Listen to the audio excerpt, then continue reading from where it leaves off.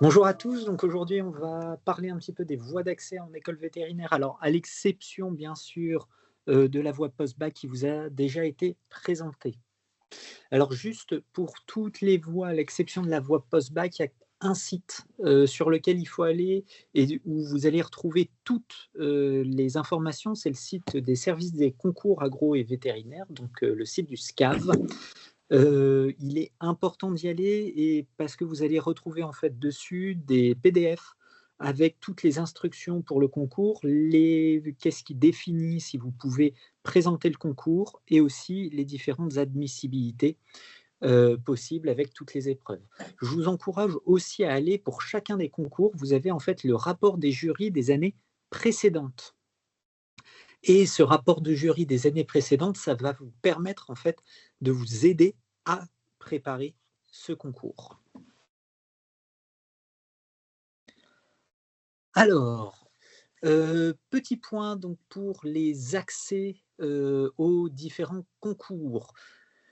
Donc là, je vous ai remis un petit peu le schéma. Donc nous, alors je ne vais pas vous parler aujourd'hui de la voie bac+5, alors qui est une voie complètement sur dossier et sur entretien de motivation parce que ça ne fait que 4 étudiants.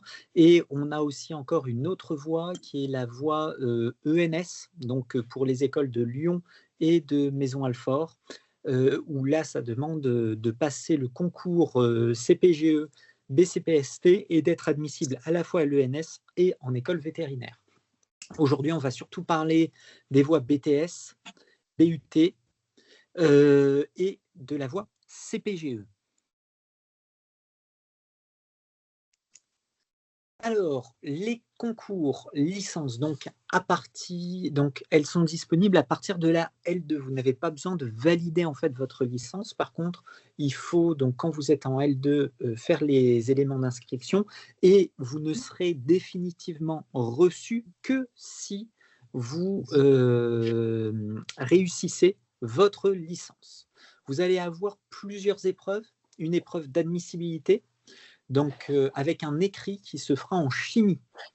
Donc attention, c'est un programme de chimie qui est un peu particulier parce que on estime que pour ces licences, alors attention, c'est que des licences de bio, elles sont listées, celles qui sont ouvertes, qu'en biologie, vous avez un bon niveau du fait de votre L2 et donc on va vous tester sur d'autres éléments, notamment parce que aussi dans ces classes en biologie, il peut y avoir des petites différences.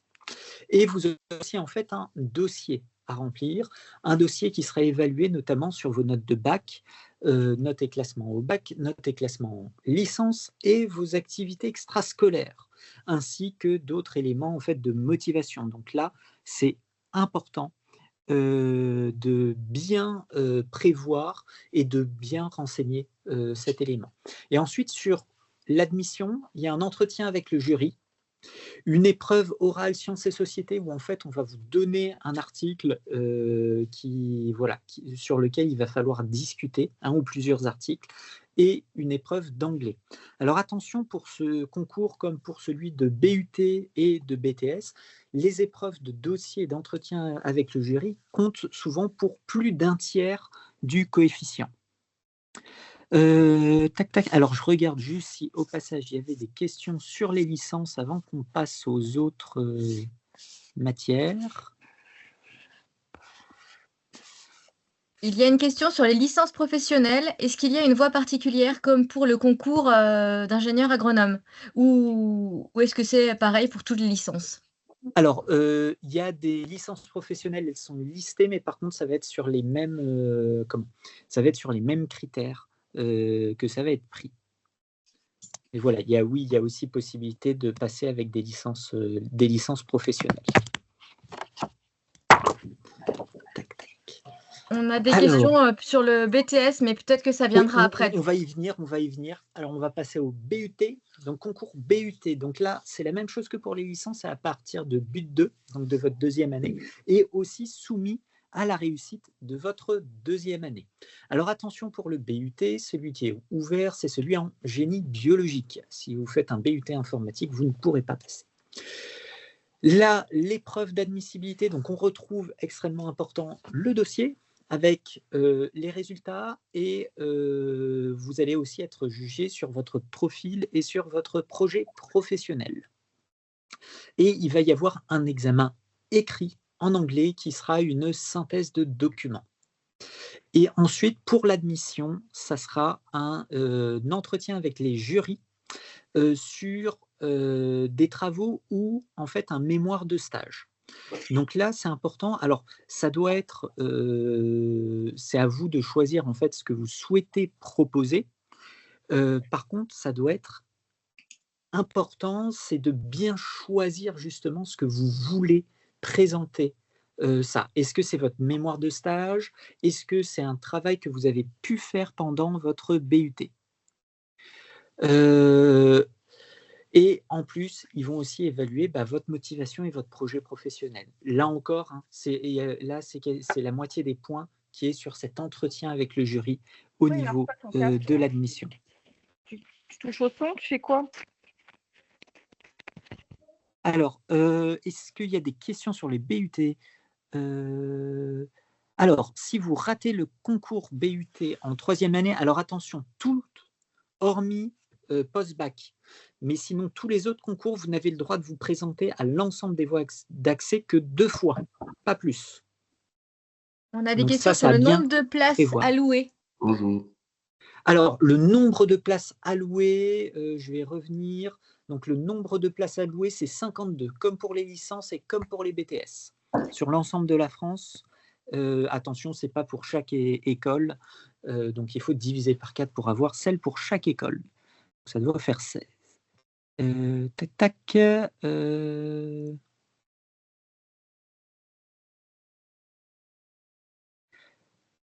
Alors, si vous êtes admissible, alors attention, ce n'est pas des épreuves d'admission écrites, ça va être à l'oral, mais il faudra vous déplacer.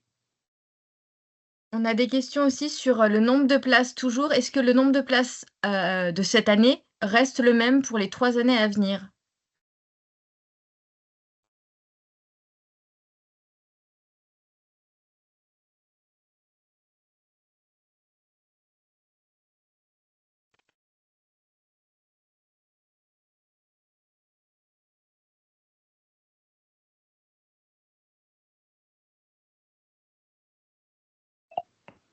Hop, je pense que vous aviez perdu le son.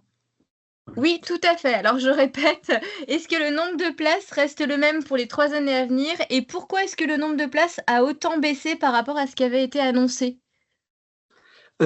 Ça, c'est pas nous qui avons la main. Ça, c'est le ministère en fait qui présente et c'est notamment parce qu'on est passé du concours C à un concours spécialement pour le BUT et un concours spécialement pour le BTS. Qu'est-ce que c'est? C'est le bachelor universitaire technologique. C'est ce qui a remplacé les IUT. Et Bah, oui, vous pouvez passer après l'obtention du BUT. Hop, alors, tac. Ah, bon, ça devait être BTS. Donc, j'ai mal recopié. Donc, pour le BTS, ça va être très proche. En fait, comme ça vient de la même voie d'accès que le BUT, donc c'est à peu près les mêmes épreuves. Attention, il y a quand même une différence quand vous passez pour un BTS, c'est que vous devez derrière faire une année, en fait, une année passerelle avant d'entrer en école vétérinaire qui se fait dans les lycées agricoles. Cette année passerelle, donc quand vous réussissez le concours, ça vous dit très bien, est-ce que vous allez aller en école d'agronomie ou en école vétérinaire? Ça n'est pas remis en cause pendant l'année passerelle. Par contre, pendant cette année passerelle, de votre classement dépendra l'école que vous pourrez intégrer, donc parmi les 4 ENVF. Alors, il y a pas de parcours qui prépare le mieux au concours. Je ne sais pas si vous voyez, mais en fait, le concours est pas directement lié au, comment? Le concours n'est pas directement lié aux matières que vous allez avoir pendant votre année. Donc il y a pas un meilleur. Oui, vous pouvez accéder avec les BTS PA et les BTS STAV et Bac STAV. On a une grosse question sur une école qui serait implantée en Espagne de VET-AgroSup avec le même nombre de places. Non, VET-AgroSup n'est pas en Espagne. Non, non, on n'a pas d'école en Espagne de VET-AgroSup. Bon, je vais regarder ça, mais non, non, VET-AgroSup n'a pas d'école en Espagne. Alors, les concours BCPST, donc CPGE, BCPST, alors oui, je vous ai mis, attention, c'est à partir du bac. Alors pourquoi à partir du bac, et notamment là, c'est tout bac, c'est parce que ça fait partie en fait des concours que vous pouvez en plus passer en candidat libre.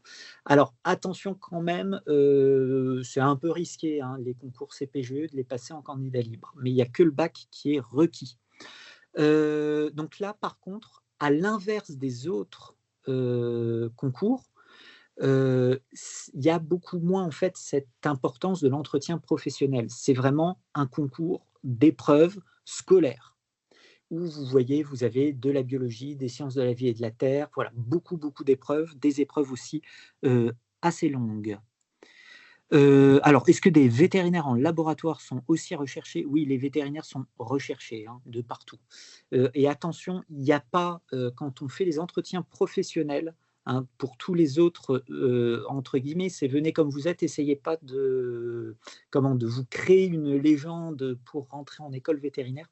Ça se voit assez facilement.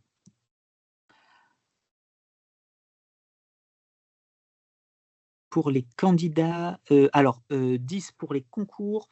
Ça, en fait, dans les services de concours, vous pouvez avoir des aménagements comme les PAEH. Et donc, par contre, il faut passer avec des médecins qui sont particuliers. Alors, on a des questions sur les taux de réussite des différents licences BUT, BTS et les critères pour départager les étudiants lors des oraux. Alors, les critères, ça va être souvent, en fait, c'est du projet professionnel pour les licences. Donc, c'est projet professionnel et motivation, principalement. Alors, lequel choisir? Ça, c'est très simple, hein, c'est en fonction de vous. C'est-à-dire que les concours CPGE, c'est classe prépa, donc voilà, c'est assez rude, mais c'est très scolaire. Si vous n'êtes pas scolaire, c'est pas ce qu'il vous faut. Après, licence, BTS, ça dépend. Bah, si vous êtes un petit peu plus, on va dire, théorique, si vous voulez faire plus pratique, mais voilà, c'est vraiment ça, ça dépend de vous. Il vaut mieux être le premier en BTS que le dernier en CPGE. Alors, les épreuves d'anglais ont un poids non négligeable. Voilà, c'est souvent COEF 1 à 4. Et enfin, le concours CPGE-TB. Donc, juste la voie TB, c'est pour ceux qui ont fait un bac STAV ou STL. Donc, voilà, avec des épreuves, là aussi, qui sont assez scolaires, mais qui ont l'avantage d'être un petit peu plus particuliers sur les bacs professionnels. On a des questions sur l'anglais. Est-ce que l'anglais est vraiment indispensable et est-ce qu'il compte beaucoup dans les concours? Et une autre question, je la donne en même temps, mais ça n'a rien à voir. Si on rate 2 fois en France, est-ce qu'on peut tenter un concours à l'étranger? Oui, vous pouvez aller à l'étranger après. Alors, ça dépend à des moments. Vous avez certains, notamment les Belges, il me semble, qui ne vous prennent que si vous êtes encore éligible en France. Mais il y en a d'autres voilà, qui vont à l'étranger après. Alors, voilà. Est-ce que l'apprentissage pénalise ou non les BTS pour le concours? Non. Là, encore une fois, vous ne passez pas sur les matières et vous passez sur un projet professionnel.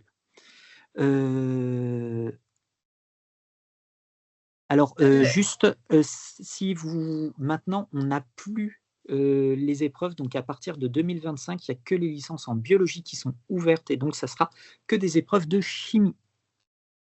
Et donc ça va être, alors les licences sont listées, c'est des licences à dominante biologie. Donc ça, je vous encourage à aller en fait sur le site du concours. Vous avez vraiment le titre des licences qui sont acceptées. Je ne les connais pas. Même chose pour le titre des BUT et des BTS qui sont acceptés. Mais c'est quasiment en fait, ce ne sont que ceux qui sont à dominante biologie. Attention, c'est vraiment licence. Ce n'est pas équivalent licence. Après, si vous avez quelque chose qui est en équivalent licence, il faut passer, en fait, il y a un comité qui va regarder est-ce que ça vaut comme une licence, mais il faut passer par là.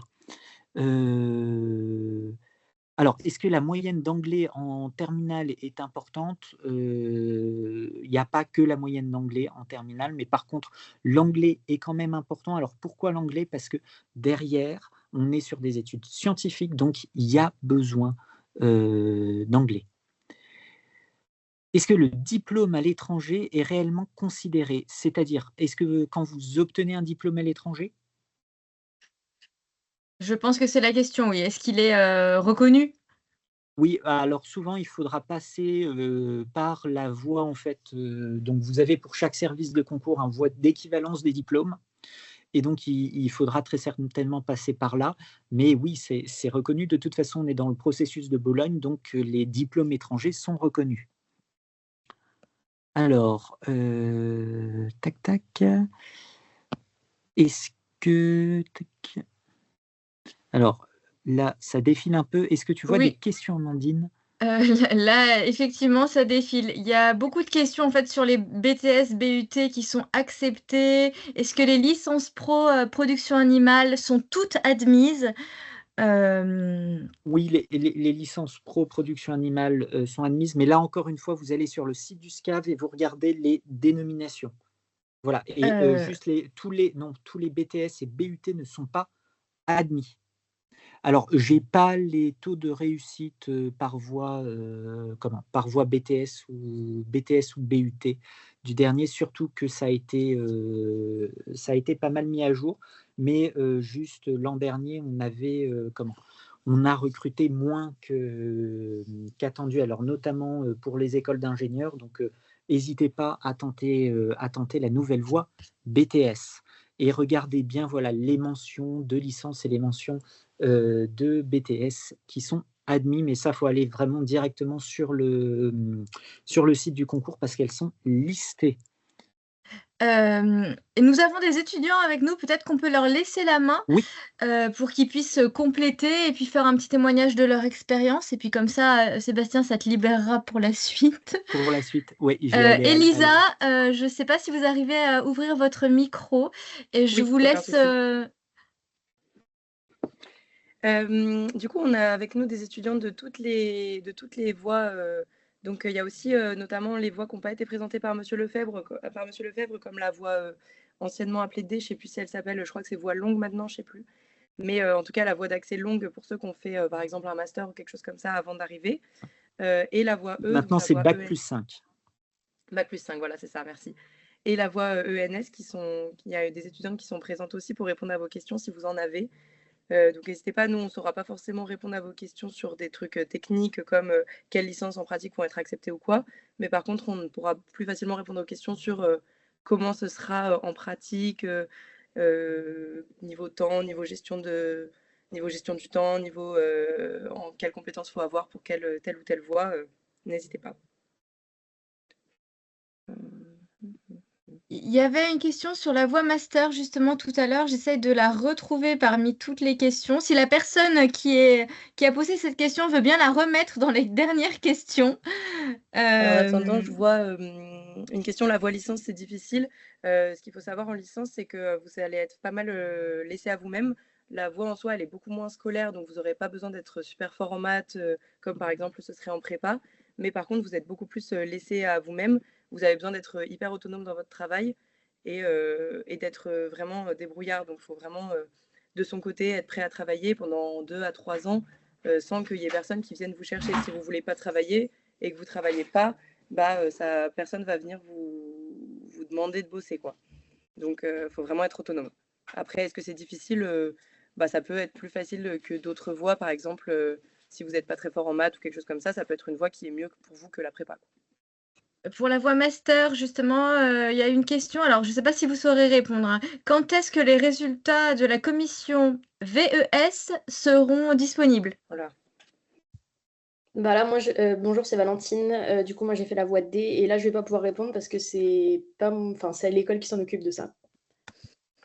C'est le service des concours qui s'occupe de ça, et ça dépend du service des concours uniquement. Donc ça, on peut pas vous répondre, ça dépend pas.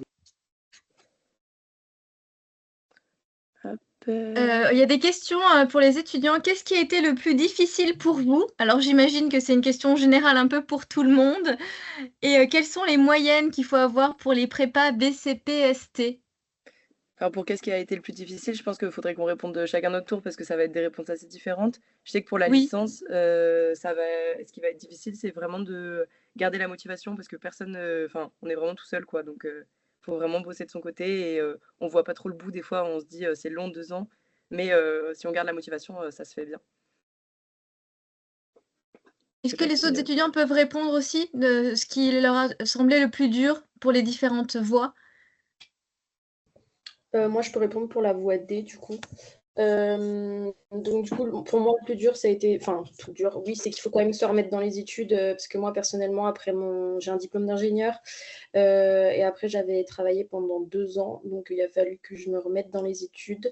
Donc ça a peut-être été un peu le plus dur de se relancer, mais voilà, sinon, ça se fait plutôt bien, et j'ai pas rencontré trop de difficultés. Je sais pas si Philippine, Marceau, Julie, vous êtes toujours là? Ouais, moi, ce qui était plus dur, donc moi, c'est le concours E, donc la prépa plus et l'école normale supérieure juste après. C'est alors là, pendant la prépa, c'est effectivement de se motiver tous les jours et de passer outre les notes un peu catastrophiques que tu peux avoir sans te décourager. Et puis, c'est de trouver ton équilibre entre justement 2 écoles, donc 2 formations. Il faut simplement voilà, pareil dans les 2 formations qui nous sont proposées. Et donc ça, parfois, ça peut être un petit peu compliqué. On a une question justement pour les prépas. Quelles sont les spécialités les plus pertinentes à garder en terminale si on veut ensuite enchaîner sur une prépa BCPST?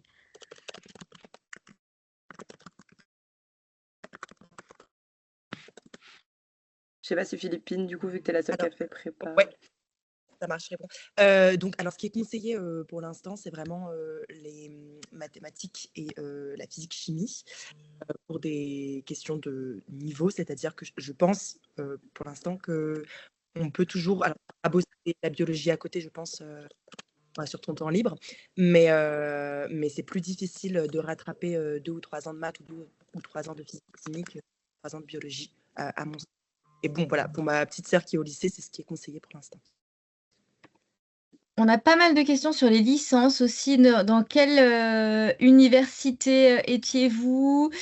Où avez-vous fait votre licence? Est-ce que vous avez suivi une licence de préparation Oui. Veto L2, L3? Enfin, voilà. Du coup, ouais, moi j'étais à l'université Paris-Saclay, où c'est une de celles qui prépare pas mal de, enfin où il y a pas mal de monde qui arrive en veto après cette licence-là. Et effectivement, dans certaines licences, donc comme celle de l'université Paris-Saclay, il y a, alors chez nous ça s'appelait bioconcours, mais c'est une voie de préparation, donc c'était accessible à partir de la L2. Donc en fait, on rentrait en L1 biologie classique. À l'issue de la L2, on avait un mail qui nous informait de cette voie-là. On avait une fois pendant l'année une conférence pour nous expliquer tout ça. Et il fallait envoyer son dossier donc avec les notes du premier semestre, les notes du bac, tout ça. Et on était sélectionnés, on était 40. Et en L2, L3, du coup, on avait des cours de la licence qui nous étaient enlevés. Et à la place, on avait des cours de chimie pour préparer le concours. Alors, ces voies de préparation, elles sont vraiment chouettes parce que du coup, ça permet de se forcer à bosser la chimie et d'avoir moins de charge de travail. Enfin, vraiment faire une licence plus réviser la chimie le soir, ça peut être assez contraignant. Là, nous, on avait de la chimie intégrée dans notre cursus, donc ça, c'était assez cool. Après, ça reste pas comparable avec une prépa où vous allez vraiment être suivi, avoir des calls toutes les semaines. Nous, c'était pas du tout le cas. On avait ces cours-là en plus, mais par contre, et on avait à la fin de la L3 des cours pour préparer les oraux. Mais par contre, c'est pareil, quoi. Si on ne bosse pas, personne viendra nous chercher et on n'a pas des DS toutes les semaines ou des calls toutes les semaines, quoi. Donc c'est assez cool parce que ça permet de nous aider quand même, mais ça reste toujours quand même en autonomie. Et après, ces voies de préparation, je sais qu'il y en a dans d'autres facs. Normalement, si vous cherchez voie de préparation, enfin licence préparation concours agrovéto, vous devriez trouver. Il y a des listes, je crois qu'il y en a à Montpellier, il y en a à Toulouse, il y en a à la Sorbonne, à Paris aussi. Pour regarder un peu la liste, je ne connais pas la liste complète comme ça. Et après, je sais qu'il y a aussi des prépas en ligne, donc des prépas privés. Alors ça va être payant pour le coup. Et il y a un peu tout et rien, quoi. Donc c'est un peu dur de savoir lesquels sont de qualité ou non. Je connais, il y a VET2B où je connais pas mal de personnes en école qui sont passées par là. Je crois que c'est quand même assez onéreux, hein, donc, et ça permet d'avoir des cours en plus, donc quand même d'être assez guidé pour préparer le concours. Mais il faut bien avoir conscience que c'est des cours en plus tous les samedis matins, en plus de devoir réviser la licence de base, quoi. Toujours sur la licence, Elisa, qu'est-ce qui a posé le plus de difficultés pendant le concours pour Pendant toi? le concours, moi, l'épreuve, enfin, la chimie, je trouve que c'est quand même, ça reste assez scolaire et j'étais assez scolaire, donc j'ai pas trop eu de soucis. Le dossier, c'est quand même un bon morceau. Enfin, faut le faire en soi, c'est pas très dur. Il faut bien aligner tous ces documents, mais avoir un bon dossier, ça demande d'être rigoureux pendant 3 ans, de bosser ses cours pour avoir des bonnes notes. Ça demande de passer ses vacances à aller faire des stages, de faire des activités extrascolaires et donc de combiner vraiment plein d'aspects. Et ensuite, l'autre qui était un peu dur à préparer, c'était l'épreuve de sciences et société. Donc, c'est une sorte d'épreuve de culture générale où vous allez devoir présenter un article qu'on vous donne, qui peut être, enfin, c'est des articles type article dans Le Monde, mais sur un sujet scientifique. Et donc, il faut réussir à le présenter et à se servir de ses connaissances à soi. Et ça peut être sur tout et n'importe quoi comme sujet. Ça peut être sur les OGM, ça peut être sur le bien-être animal, ça peut être moi, j'avais quelque chose sur l'écologie, donc il faut être calé sur tous les sujets. Donc ça demande, en plus de tout ce que j'ai dit précédemment, donc bien réviser ses cours, faire des stages, faire des activités extrascolaires, il faut aussi se tenir informé du monde scientifique et des évolutions. Donc ça demande de faire de tout en même temps, tout le temps. C'est ça qui est un peu dur. On a une question, alors plutôt pour Philippine sur les prépas. Quelles sont les notes à avoir en prépa? Alors, je ne sais pas si vous pourrez répondre, mais de votre expérience, qu'est-ce qu'il faut avoir en général comme moyenne? Alors, je rebondis sur ce qu'a dit Sébastien Lefebvre. Les notes en prépa ne comptent pas, surtout qu'elles peuvent dépendre énormément de la classe préparatoire dans laquelle tu es. Ce qui compte, c'est le contrôle continu et c'est ton classement surtout. Et encore, parfois, tu as des bonnes surprises ou des mauvaises surprises le jour du concours. Tellement de facteurs, hein, le stress, je sais pas, le sommeil et tout ça. Donc, pour te rassurer pendant la prépa, il faut avoir un rang correct, te situer par rapport à tes camarades dans la classe. Et ouais, je dirais surtout être régulier et ne pas se décourager parce que les notes ne veulent pas dire grand-chose. Voilà.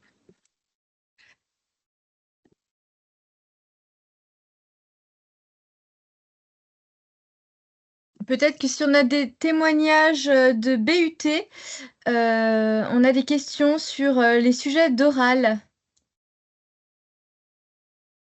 BUT, je crois que c'est le seul sur lequel j'ai pas eu d'étudiants motivés. J'ai normalement quelqu'un en prépa qui a fait prépa TB et quelqu'un en BTS. Mais BUT, j'ai pas réussi à avoir d'étudiants malheureusement, désolée.